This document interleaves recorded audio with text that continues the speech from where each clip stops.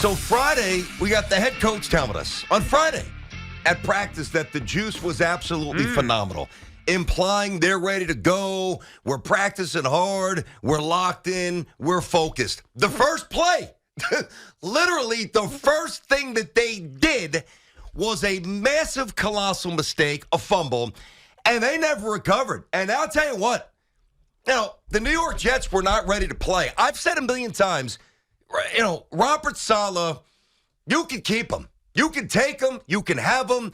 He ain't it. But it's so far beyond that. Joe Douglas, we got to start looking into him. I mean, ownership, we've talked about that forever. The New York Jets, once again, rewrite the book on being pathetic. Yeah, I don't know how you do it as a Jets fan. I don't know, man. I honestly don't know. I was rooting hard for them yesterday for many different reasons. I wanted this game to be meaningful on Friday. I thought the Jets had a chance because the Bills weren't as good. Of course, the Bills play a much better game, new offensive coordinator. So much for that Jets defense. You mentioned it, the offense looks as bad as it. The Jets played their worst game of the year. Their biggest game of the year, the game that they were talking up, that they had to have, that Saleh's talking about the practice being good, we're going to right the ship, blah, blah, blah, blah, blah. The game that absolutely they had to have, they didn't even compete in. They got their rear ends kicked yet again. And it's the same old Jets. You can sit there and hate that term all you want. No. It's just, we knew this was the reality. The problem is Aaron Rodgers going down exposed the Jets' infrastructure for being weak. Joe Douglas, Robert Saleh, obviously Zach Wilson, but the whole thing, it's a facade. Lazard stinks. Garrett Wilson overrated. They can't run the football. The line is terrible. The defense talks a big game. They don't back it up most days. This is the reality of the Jets situation. It's a disaster every which way. I don't know how you could have less of a feel for your team than Saleh. I just don't understand. I know I started, that's really one of the first things I said, but I don't get it. That would be like you and I talking the night before we do a show, and we're on the same page. Hey, listen, say Yamamoto. I'm going to leave with Yamamoto tomorrow. Yeah. And then I come out and I start talking about soccer. I mean, the way Saleh projected on Friday, I thought these guys were ready to go. And I'll tell you something else. And to me, this is a microcosm of what's wrong with the Jets. And there's a lot of things wrong with the Jets, as we know. But the big, bad, tough talk from Saleh is complete nonsense. You mentioned Lazard's name, right? And forget about the fact that if you spotted him 3 yards, he still couldn't beat a defender. He is slow and he stinks. The Bills on the touchdown that was brought back on the fumble, can you explain to me why Alan Lazard felt the need and that it was okay to actually hug and basically play grab ass with a Buffalo Bill when you are getting destroyed and your season is on the precipice of ending? Don't tell me about a coach, all right? I don't want to hear about a coach who has this team locked in when new guy has the latitude or believe that he does to do that. You imagine a Patriot, you know what?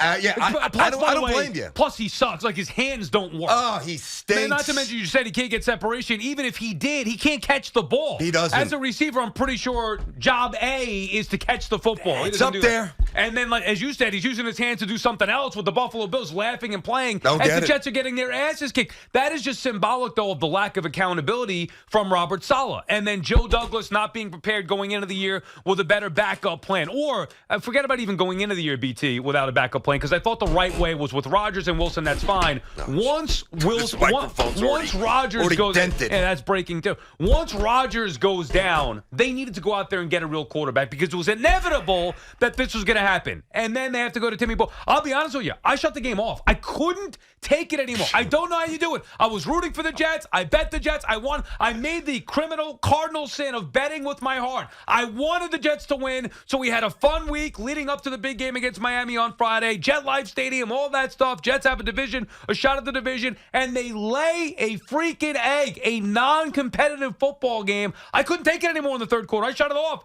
And then somebody's texting me, is it going to be Timmy Boyle spinning it? I was like, is he in it? Then I flipped it back on. Let's see Timmy Boyle spin it. Yeah. I mean, they stank. Sal, everything about yesterday annoyed me to the point where, and I even tweet, and I don't really tweet much during games, right? Mm-hmm. I'll save it for the show.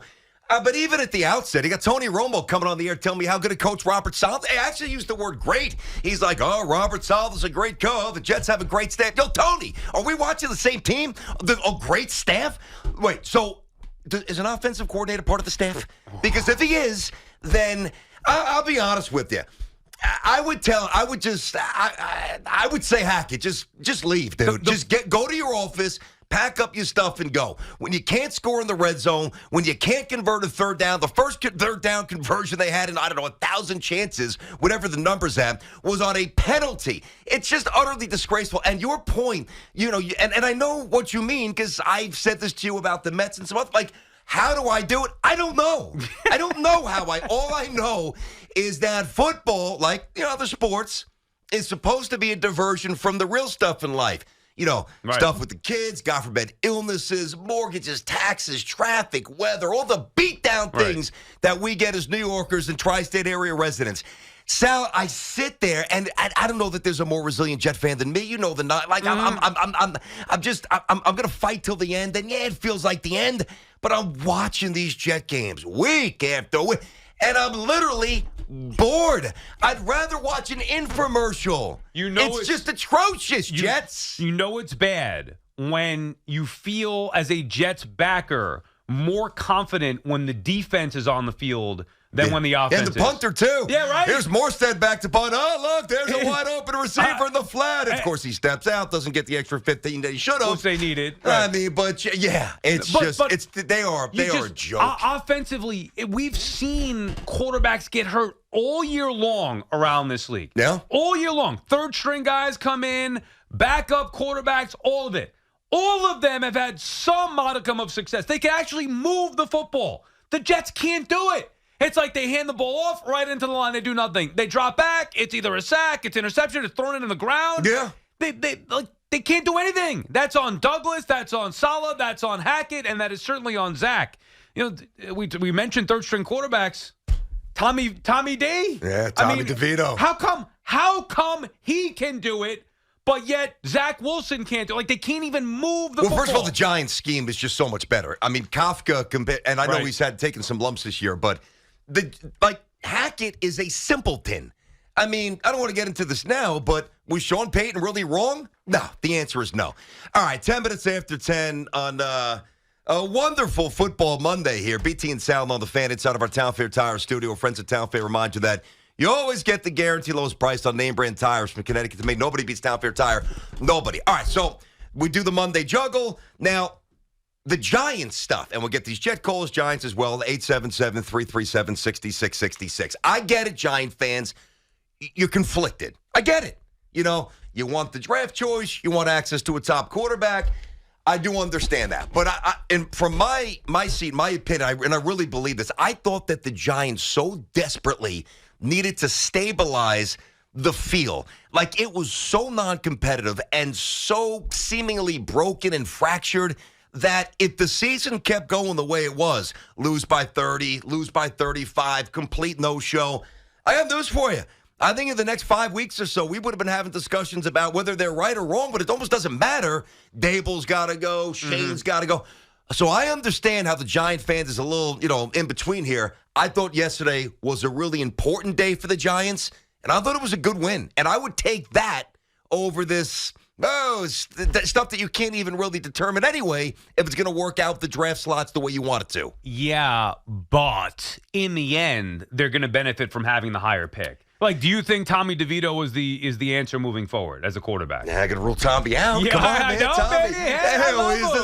We got a little manja, Tommy. He's boy. my favorite player in the league. You see the sign? Yeah, I saw. Oh, it's the best. Look, I'm happy for him, but realistically, do you think he's the answer? I don't, but the young defensive players made plays. There were other elements that show me there's a little promise to connect the dots. And look, I'm always I don't believe in tanking, period. So I'm all for winning. But in the end, this is going to do more harm than good, because if you don't think Tommy DeVito's the answer and Daniel Jones is not the answer, what does that mean? Giants need a quarterback. Well, how are you going to get a quarterback? You got to have one of the top picks. If not, you're going to trade a boatload to move up. And beating the Commanders for a second time, what is that really proving in the big scheme of things? You'd rather have, again, going through it as a fan, you love seeing Barkley excel. I love that. Yep. You love seeing the defense and Thibodeau making plays and Lawrence making plays. All of it. Banks shutting down McLaurin, all that stuff. You love seeing that. I mean, 6 turnovers. That tells me the team's still playing. Yeah, but they're still engaged. But that's also about it's two Washington. ways. It's two. And I'm not taking away. Yeah. I'm just saying that it was great for a day,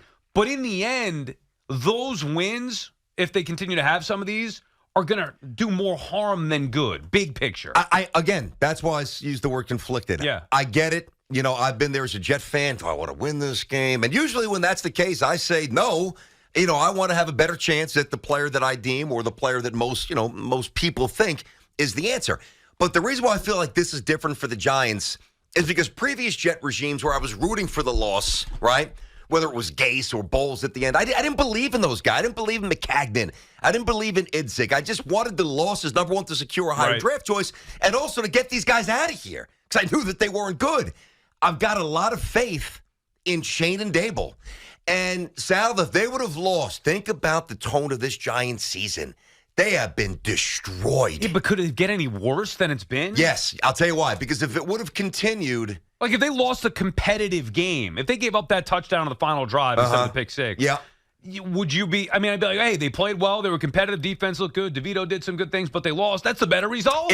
Well, that possibly, as long as the ugly defeats didn't ensue immediately after that, because then it would kind of render that competitive loss almost as almost as nothing that you can hang your hat on. Like, oh, it was an anomaly. It was a bit of an outlier that the Giants played a competitive game.